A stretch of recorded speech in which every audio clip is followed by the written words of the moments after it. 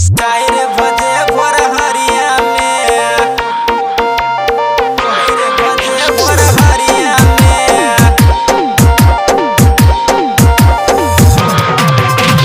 DJ Umesh Sukhipur बाजार। चढ़ल सावन बड़ा भीड़ लगल छै बाबा के दुआरिया में। हाँ बाबा के दुआरिया में चढ़ल सावन बड़ा भीड़ लगल छै बाबा के दुआरिया में। हाँ बैजू के दुआरिया में चलू हे भौजी जल चढ़ेबै 4 बजे भोर हरिया में। चलू हे भौजी जल चढ़ेबै 4 बजे भोर हरिया में।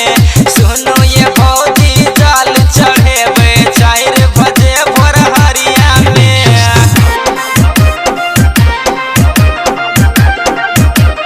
डीजे उमेश सुखीपुर बाजार। 4 बजे भोर हरिया में सुल्तानगंज से चल भौजी सुल्तानगंज से चल उठेबै पहिर के गेरुआ सड़िया में। सुल्तानगंज से जल उठेबै पहिर के गेरुआ सड़िया में। हाँ पहिर के गेरुआ सड़िया में। हाँ पहिर के गेरुआ सड़िया में चलू हे भौजी जल चढ़ेबै 4 बजे भोर हरिया में। बैजू बाबा के जल चढ़ेबै 4 बजे भोर हरिया में।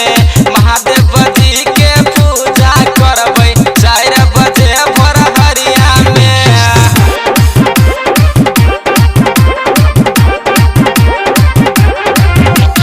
डीजे उमेश सुखीपुर बाजार। 4 बजे भोर हरिया में